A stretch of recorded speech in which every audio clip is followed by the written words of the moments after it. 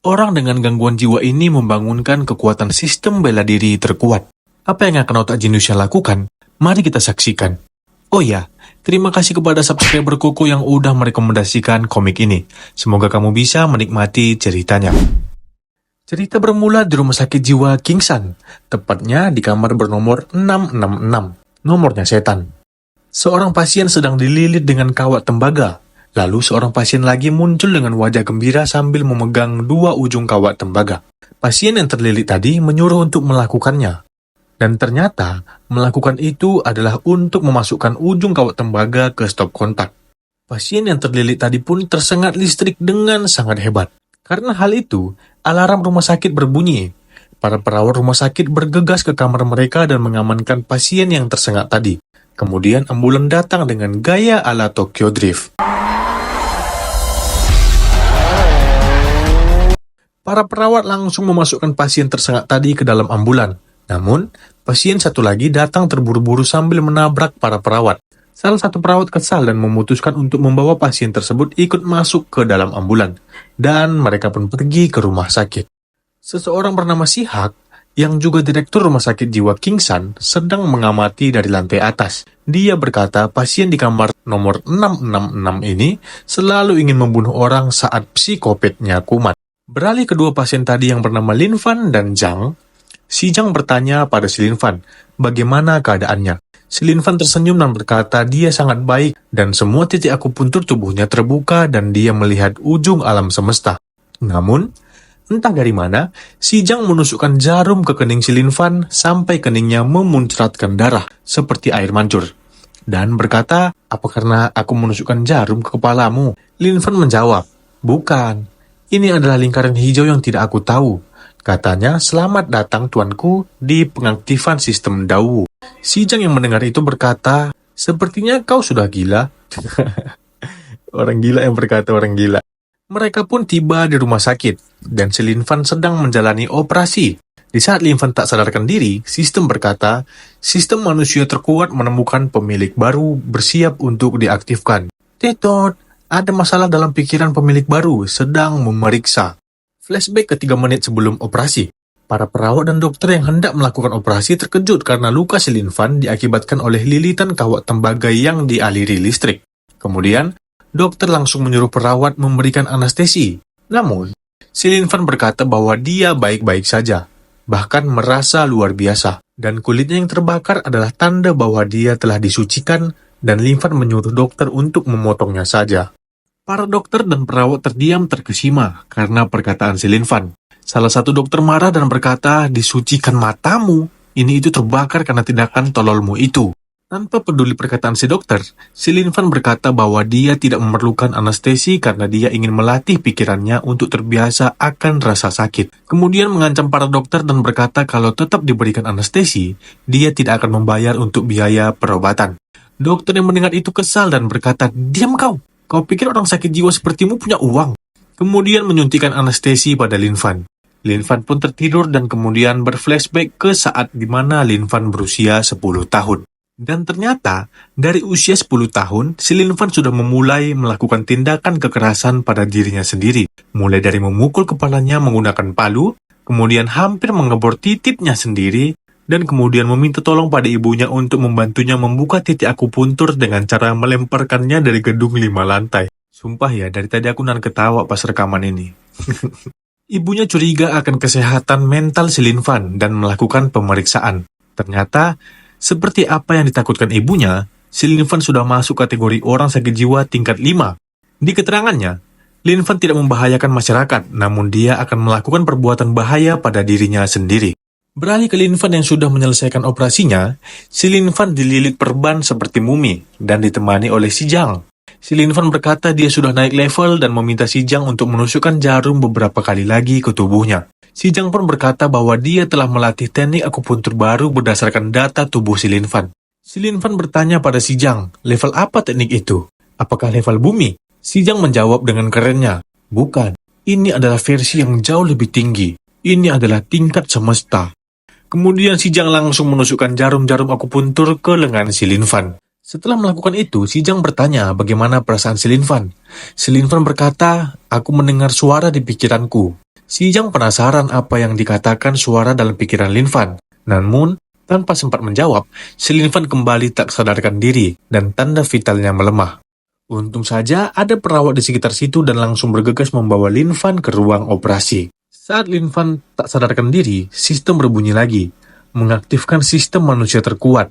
Ding, diaktifkan. Kamu akan menerima seni bela diri terkuat Qian Chuo Bailian Zhenjing. Operasi pun selesai. Dokter yang melakukan operasi sangat kelelahan karena melakukan operasi sepanjang malam dan memutuskan untuk makan bekal yang dibuatkan istrinya.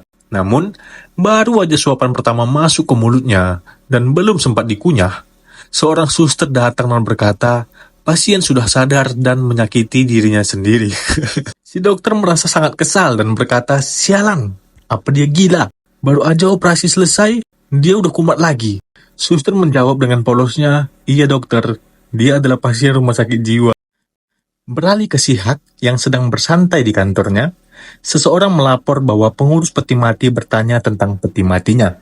Dan si Sihak berkata batalkan saja. Kata rumah sakit, Lin Fan dan Jang sudah baik-baik saja. Kemudian orang tersebut berkata lagi, lalu si pembuat peti mati berkata, kalau lain kali ingin memesan peti mati, kita harus membawa mayatnya dulu baru dia percaya. Sisak berkata lagi, padahal aku hanya membatalkan sebanyak 80 kali. Lalu si Sihak mendapatkan telepon dari rumah sakit yang langsung marah-marah karena tidak sanggup lagi mengurus si Lin Fan yang 30 menit sekali harus masuk ke ruang operasi. Dan si Li Kaofu, wakil ketua rumah sakit tempat si Lin Fan dirawat, berkata dia akan membawa si Lin Fan kembali ke rumah sakit jiwa Kingshan tepat setelah operasi terakhir selesai. Dan bukan kiasan ya, memang betul-betul langsung dibawa setelah operasi selesai. Si Li Kaofu langsung berkata cepat masukkan dia ke ambulan. Mereka pun pergi menuju rumah sakit jiwa Kingshan. Namun tepat saat si Li Kaofu menginjak gas, seorang suster berteriak bahwa masih ada satu orang lagi yang harus dibawa ke rumah sakit jiwa. Kemudian suster itu menyerahkan masker yang penuh dengan darah bertuliskan, aku resign. Ternyata yang resign tadi adalah si dokter yang belum sempat makan bento buatan istrinya. Beralih ke si Sihak yang sedang berdoa kepada Tuhan untuk tidak membiarkan si Li Kaofu membawa kembali Lin Fan dan si Jang. Tepat dia berkata amin, datanglah ambulan yang mengantar si Lin Fan dan si Jang. Sihak langsung turun dan berkata pada si Li Kaofu bahwa dia berlebihan karena memulangkan pasien yang habis operasi, padahal mereka berdua berteman. Si Li Kaofu langsung bersujud pada si Sihak dan berkata, kita memang adalah teman, jadi kumohon, jangan kacaukan rumah sakitku. Mereka berdua sudah membuat dokter terbaikku menjadi psikopat. Si Sihak terkejut dan berkata dalam hati, sial, seharusnya tidak seperti ini skenarionya. Si Li Kaofu kemudian berkata, karena kau diam saja berarti sudah setuju. Si Li Kaofu langsung berlari ke dalam ambulannya dan tancap gas meninggalkan tandu yang membawa si Lin Fan dan si Jang. Kemudian si Sihak bertanya keadaan Lin Fan dan Jang. Mereka berdua menjawab, kami merasa luar biasa. Mereka pun dibawa ke kamar terkutuk mereka. Kamar bernomor 666. Malamnya si Jang dan Lin Fan yang menggunakan baju pengekang membahas tentang keberhasilan teknik akupuntur semesta dan teknik listrik milik si Jang. Si Lin Fan berkata, gadis di pikirannya sedang mengajarnya teknik suci pelatihan palu. Kemudian si Jang berkata, kalau begitu selanjutnya kita memukulkan palu tepat ke dadamu ya, dan mereka pun tertawa riang. Di malam yang sama, seorang gadis yang sedang scrolling TikTok diserang oleh sesuatu dari balik bayangan. Dan pagi pun tiba. Si Lin Fan langsung bangkit merobek baju pengekang yang digunakannya dengan mudah dan mendekati si Jang. Kemudian membangunkannya dan mengoyakkan baju pengekang si Jang. Si Jang terkejut karena si Lin Fan sedang bugil dan memegang-megang kue sobek si Lin Fan serta memujinya.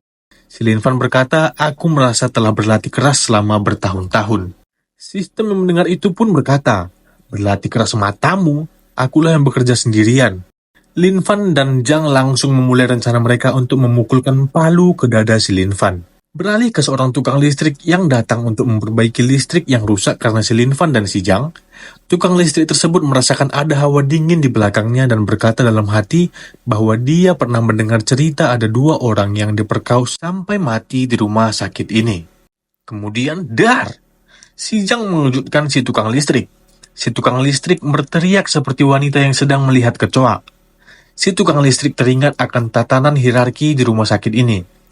Tier SSS-nya adalah si Lin Fan dan si Jiang. Tier S-nya adalah pakar bidang khusus, dan ada 3 monster di luar hierarki itu. Dan kemudian dia berkata bahwa tier SSS sedang berada di depannya. Dia ketakutan dan tidak berani untuk berkata-kata sambil melindungi tubuhnya seakan dirinya akan diperkaos. Namun si Jiang hanya mengalihkan perhatian agar si Lin Fan bisa mengambil palu milik si tukang listrik. Kemudian mereka pergi kembali ke kamar mereka. Si tukang listrik mulai tenang karena si Lin Fan dan si Jiang sudah pergi dan mau berberes-beres.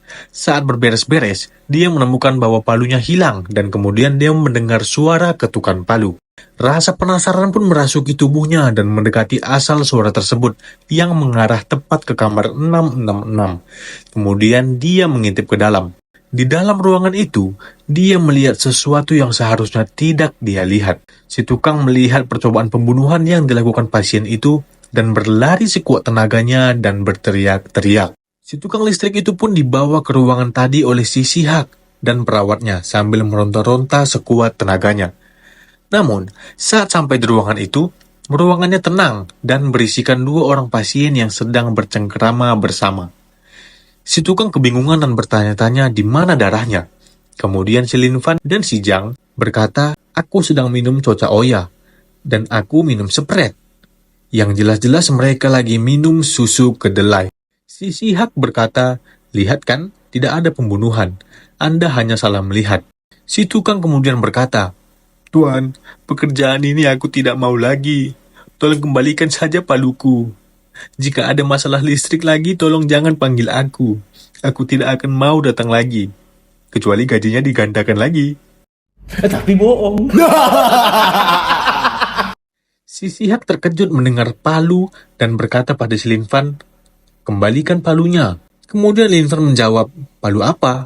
Kemudian si Sihak berkata lagi, "Lalu itu apa?" menunjuk ke arah titik si Lin Fan. Si Lin Fan pun terkejut kemudian mengeluarkan palu dari dalam celananya. Si Sihak berkata, "Berikan itu padaku."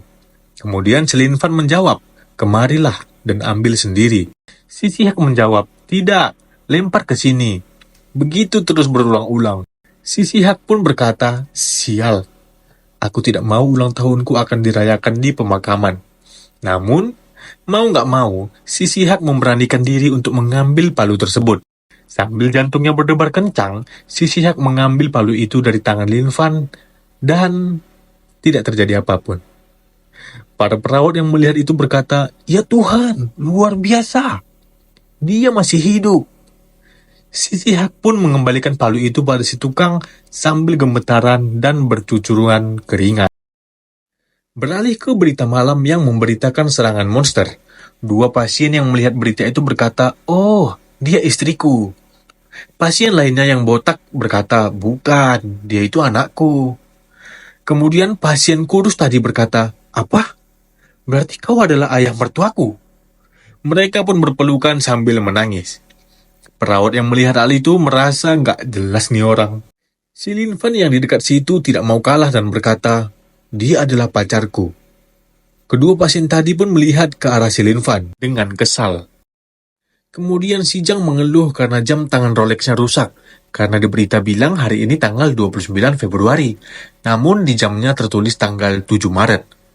Lalu kemudian datang Sakamoto, hendak memperbaiki jam tangan Rolex si Jiang, dan mengklaim bahwa itu adalah garansi karena sudah membeli jam sama si Sakamoto. Kemudian si Sakamoto menjilati tangannya, kemudian mengusapkannya ke jam tangan si Jiang. Kemudian menuliskan tanggal 29 Februari dengan spidolnya. Si Jiang pun senang karena jamnya sudah diperbaiki. Jam malam pun tiba. Si Lin Fan dan si Jiang masuk ke ruangan dan bersantai sambil minum susu kedelai. Lalu tiba-tiba waktu dihentikan oleh sistem, dan sistem memberikan misi pada si Lin Fan. Misinya adalah untuk membantu Chen Yang, penerus dari pendiri Qian Cui Bai Lian Zhenjing, dari pemulihan sekolah. Si Lin Fan pun berpindah ke dalam tubuh si Chen Yang. Si Lin Fan yang sudah memasuki tubuh Chen Yang bertanya-tanya, dia sedang di mana dan apakah dia memasuki tubuh seorang gadis. Si Lin Fan pun memasukkan tangannya ke dalam celana untuk memastikan apakah dia wanita atau pria. Saat melakukan itu, Ibu Chen Yang datang untuk menyuruh anaknya sekolah. Karena melihat anaknya sedang memegang tititnya, ibunya langsung turun lagi. Si Lin Fan kemudian berkata, orang ini gila, padahal dia laki-laki, tapi memakai piyama perempuan. Lin Fan pun turun dan makan bersama Ibu Chen Yang. Si Lin Fan langsung meminum sup yang dimasak Ibu Chen Yang dalam sekali tegukan.